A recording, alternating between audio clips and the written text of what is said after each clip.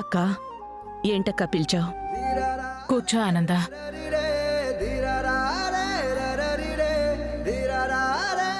ఏంటక్క, ఏదైనా మాట్లాడాలా?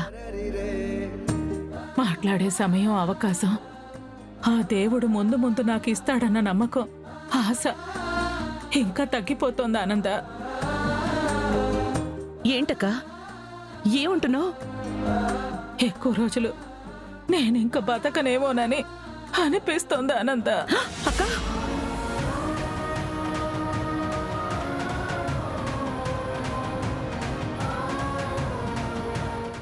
ఏంటక్క మాటలు? తప్పక్క, తప్పు. తప్పదు ఆనంద. వెళ్లాల్సిన సమయం వచ్చాక వెళ్ళక తప్పదు కదా. నేనిలా నిన్ను ప్రత్యేకంగా పిలిచి అడుగుతున్నాను అని తప్పుగా అనుకోవద్దు ఆనంద. ఏంటో చెప్పక్క. ఈ ఇంటి విషయం, నా బిడ్డల విషయం. దామిని నోటి తురుస్తో నిన్ను అన్న మాటలేవి మనసుకు తీసుకోవద్దు ఆనంద. నా కడుపున పుట్టిన ఆ పిల్ల నీకు కూతురేగా. నువ్వే దానికి మంచి సంబంధం చూసి పెళ్లి చేసి అత్తారింటికి పంపించాలి. అలాగే రోహిత్ జీవితాన్ని కూడా నువ్వే చక్కదిద్దాలి ఆనంద.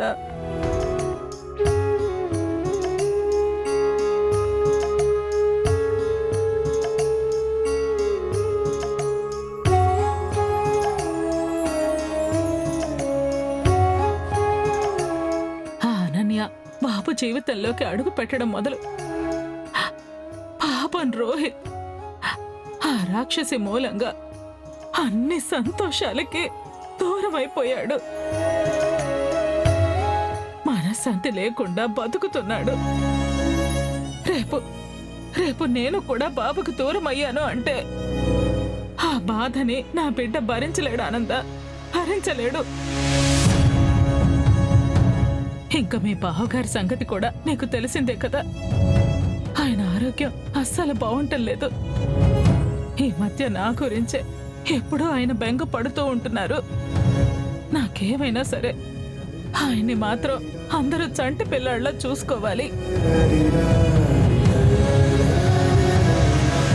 అక్క, నువ్వు అనవసరంగా చాలా దూరం ఆలోచిస్తున్నావు. నీకేం అవ్వదని డాక్టర్ గారు చెప్పారు కదక్కా. నిండు నూరేళ్ళు నువ్వు మాతో ఆనందంగా సంతోషంగా ఉంటావు. అసలు నువ్వు ఏ టెన్షన్ తీసుకోకు, సరేనా?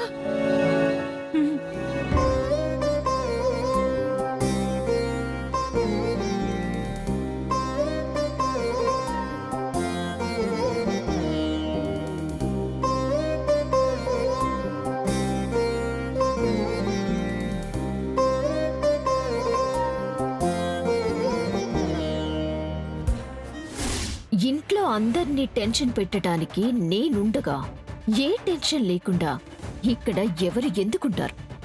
అంటే ఏంది మీ ఇప్పుడు మళ్ళా ఎవరిని ఎట్లా టెన్షన్ పెట్టబోతా ఉండవు? ఎవరో ఒకరిని టెన్షన్ పెట్టడం కాదమ్మా. ఈసారి బంపర్ ఆఫర్ ఏంటంటే టోటల్ బంచ్ ఆఫ్ ఫ్యామిలీని టెన్షన్ పెట్టబోతున్నాను. అదెట్టమ్మే? ఎలాగా?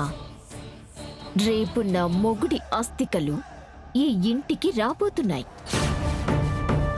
వాటిని గాని నట్టింట్లోకి తీసుకొస్తే ఉంటుంది చూడు అసలైన టెన్షన్ డ్రామా. ఏందిమే, రేపు అల్లుడు గారి అస్థికలు ఇంటికి రాబోతుండయా? అంటే ఆ అస్థికలతో అద్దరిపోయే రేటింగ్ సీన్ ని ప్లానింగ్ చేసి ఉండవన్నమాట. సీన్ టెంపో ఎలా ఉంటుందో ఒక్కొక్కరి ఒంట్లో టెంపరేచర్ ఏ స్థాయికి చేరబోతుందో చూస్తావుగా. Let's see and enjoy. Preeti, నా లైఫ్ ని డిస్టర్బ్ చేసావు కదూ. నేనేం చేయబోతున్నానో చూడు.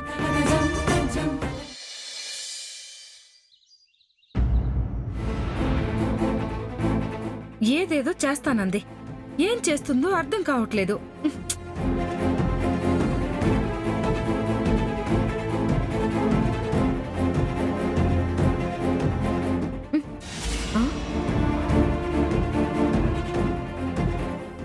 ఏందమ్మే ఏదేదో చేసేస్తానని చెప్పేసి ఈ తెల్ల చీర కట్టుకొచ్చుండవేంది? కాసేపు వెయిట్ చేయమ్మా. నా మొగుడి అస్థికలు మరి కాసేపట్లో రాబోతున్నాయి.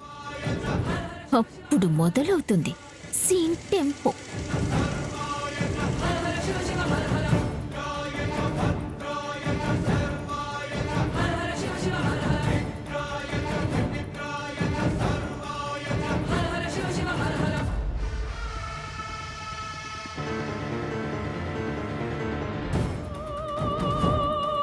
మేడం,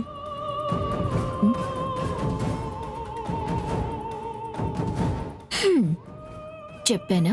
ఆ? వాడు వచ్చేశాడు. ఇప్పుడు చూడు నా నట విశ్వరూపం.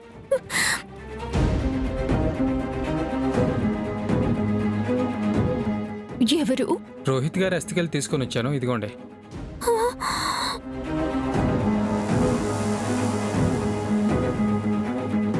ఇవి మా ఆయన అస్థికలా? అవును మేడం. చెప్పు.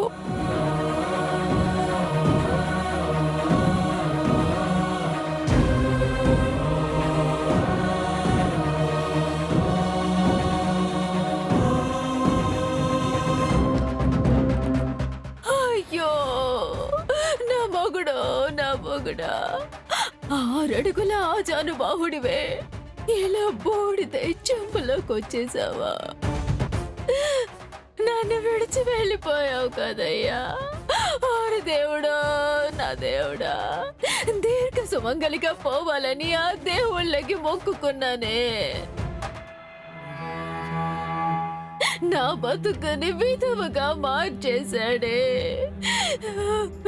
నేనేం పాపం చేశాను దేవుడా? నా బతుకుని బుక్కి పాలు చేసేసావు కదయ్యా. మొగుడు లేని ఈ విధవ బతుకు నేనెట్టా బతికేదయ్యా? ఓరయ్యో నాయ్యా, ఓరు దేవుడా, నా దేవుడా. అయ్యో మా అల్లుడు గారికి ఇంతలోనే 100 ఏళ్ళు నిండిపోతాయని నేనెప్పుడు అనుకోలేదయ్యో. హస్తకులు ఇంటికి వచ్చినా కనీసం ఫోటోకి దండైనా వేయకపోతే అల్లుడు గారు ఆత్మ బాధపడుతుందిరా. అయ్యో అమ్మే, అమ్మే అరణ్య, వచ్చి మీ ఆయన ఫోటోకి బొట్టు పెట్టి దండయ్యమ్మా.